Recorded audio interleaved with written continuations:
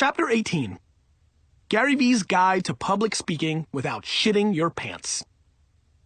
In this chapter, I talk about punching people in the mouth, how to get away with F-bombs, and sticking to what you know. Fun fact, I did not give my first public speech until 2006, when I was 31 years old. It was at an internet conference. I really didn't know what to expect. But the second I took the stage, my world was never the same. Sometimes I wonder if my real talent is public speaking, not building businesses. I enjoy it almost as much. There may be no greater high for me than that second right before I walk out on stage. It feels like home. It's no secret that I like to hear myself talk. And this gives me the perfect excuse. But I really do tremendously enjoy connecting with my audience. I'm so grateful for the opportunity to speak to so many people on a regular basis. If you've done a good job of building your brand, there is a good chance someone will ask you for an interview or to sit on a panel. And eventually, if you're really good, to host a conference or deliver a keynote address. When this starts happening to you, you'll know you're on your way. It's not only fun, it's lucrative. I love it. I really freaking love it. I hope I can make you love it too if you were like I was and unaware that it was even in your skill set. Given how many times I'm asked to speak per year and the somewhat, how should I put it, colorful way I tend to express myself, it's no surprise I've gotten a number of questions about public speaking on the show. I hope these answers will help you prepare for your moment in the spotlight. Hey guys, it's Leo Laporte from This Week in Tech, and I am so excited to be reading the next few questions in the Ask Gary Vee book. I've known Gary for so long. He's kind of my hero, and I'm thrilled to be able to do this. So are you ready? Let's get going. How do you prepare for an important keynote? This is going to be fun to answer for me for so many reasons because I think I come at this a little bit different than a lot of people and thus has probably created some of the events that have happened to me as a public speaker. First and foremost, I don't prepare. And that's just the truth. I'm very improv driven. I let the reaction of the crowd dictate me. I'm very counter puncher, jab, jab, jab, right hook. You know, I let it come to me. I'm not good. There is no PowerPoint in my career. I don't think a whole lot about much of what I'm going to say, but here's what I do prepare for. First and foremost, I have to know who's in the audience. If I do not have the context of who's in the audience, and I don't mean male, female, 20-year-olds or 60-year-olds, I mean, what do they do for a living? And what's the number one best thing that could happen to them, right? I love sales conferences because I'm a salesman, right? I know that all my jargon on Facebook, Twitter, all this stuff that we've talked about in this book isn't going to mean anything to them unless they think I'm giving them a key to unlock a sale. So when I'm talking to that kind of audience, I'm always setting up my backstory of being a salesman, right? Baseball cards, lemonade, how I sold wine in the wine shop, how I actually built a business on this hyperbole of technology, how I didn't grow up with tech, just like they didn't. So that's how I'll go there.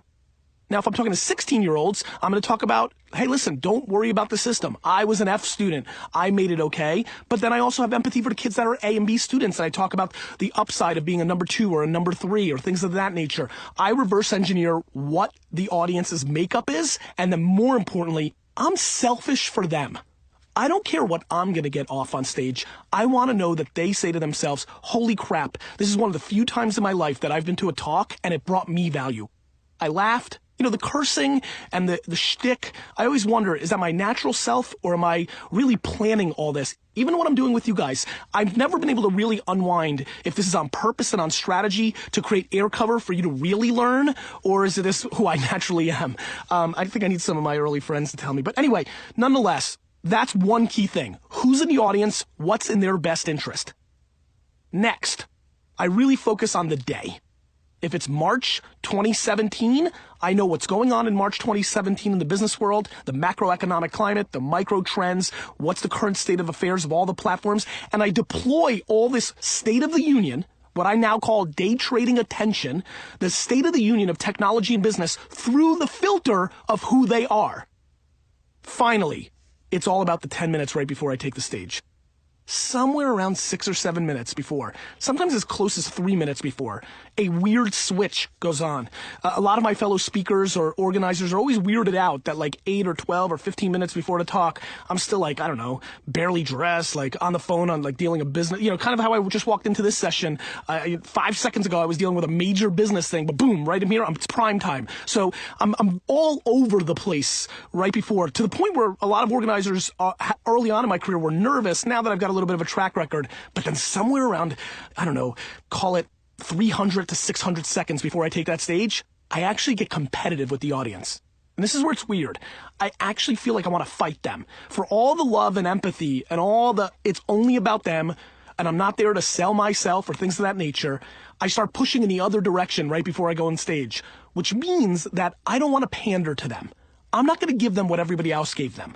I'm not worried about how they're going to accept what I'm about to deliver. I'm about to deliver it. And they're my competitor in a weird way, even though they're equally my child or my mentee. I have this interesting friction between admiration and respect and empathy to deliver them the best talk of all time. And equally, I'm going to go on stage and punch these motherfuckers in the face, right? It's this kind of really weird intensity. And I feel like I'm a boxer. I feel like I'm about to take the stage, and it's me, one person on stage versus the entire audience, and that gives me the right energy, especially with the way I mentally prepare beforehand, recognizing it's all about them. How do you get away with so many F-bombs on stage? The way I answered this on the show and in the book is going to be different than the way I'm about to answer it for you because, guys, day trading attention, evolving as a human. I've actually put myself in a different mindset around this question in the last 4 to 7 weeks, and here's the answer. Leo, first of all, thanks for asking these questions, internet pioneer. Leo, and everybody listening, I don't. I have a fun fact that a lot of you don't know. And D-Rock right now is filming a Daily V, so I want to make sure he's paying attention because this is getting in the footage. I don't get away with F-bombs. The dirty little secret that so many of you don't know is that my agents at CAA, multiple people around me, public speaking organizations, people that organize the biggest conference in the world, have all spoken to me multiple times that if I stopped cursing, that I easily would be one of the highest paid public speakers in the world, that I would take myself to a totally different level, that I'm missing out on minimum hefty 7 figures a year in conference opportunities because the decision makers are uncomfortable with my potty mouth, and that the answer really, Leo, is I'm not getting away with it. Now, the reason I think I'm getting away with it in the different context, meaning why are people constantly tweeting or Facebook commenting that they hate cursing but it's okay when I do it, is because I think about intent. Meaning, guys, I'm not on stage cursing because I'm doing it on purpose and I think it's helping me. As a matter of fact, and this is just black and white, I just said it, it's hurting me. I'm doing it because it's who I am. It's my natural state. It's my truth. I am a kid that grew up heavily influenced by Richard Pryor, Eddie Murphy, and Chris Rock. I liked it. I listened to those tapes. It's what I liked. And just like anybody, just like some of you say some of my words or market like me now, I was influenced. And if you think that I knew that that's what was going to happen when I took the stage, it caught me by surprise. I don't really remember the first or second time I came off stage and I was really cursing up a storm, but I'm like, where's that coming from? But I'm always committed to being my natural self. And I think the reason I quote unquote get away with it from acceptance from a lot of people is because I think they can taste the authenticity. They can see that it's not forced. We know when people are forcing things. If I wasn't cursing, I think people can feel it.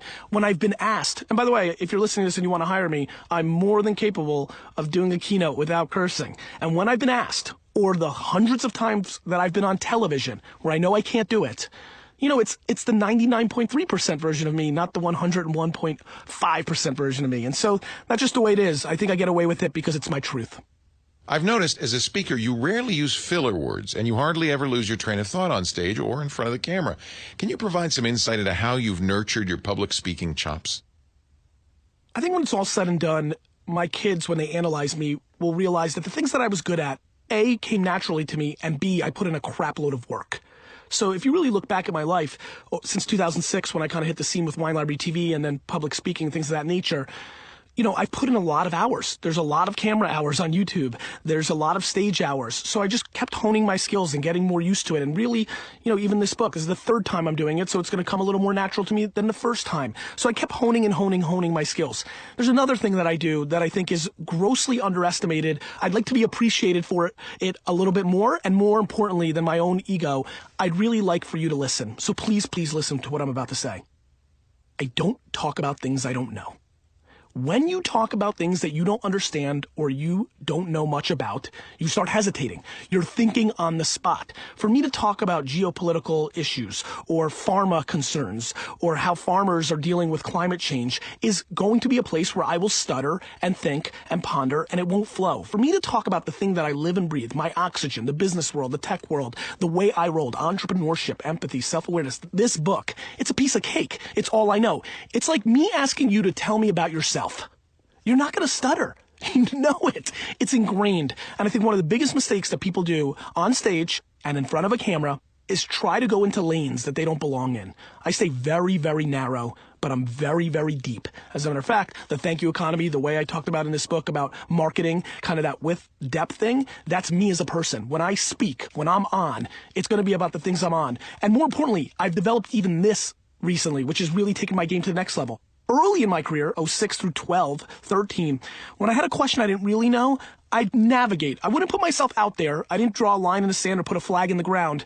I navigated. I wouldn't say I dodged it. I navigated. Recently, in the last 12 or 18 months, I've literally gone directly to, you know what, I don't know. That's not something I spend a lot of time on. It's been stunning to watch people respond to that kind of truth, that level of humility when you've got the mic and everybody's looking at you. And what it's also done is it's made everything else that I've talked about more impactful.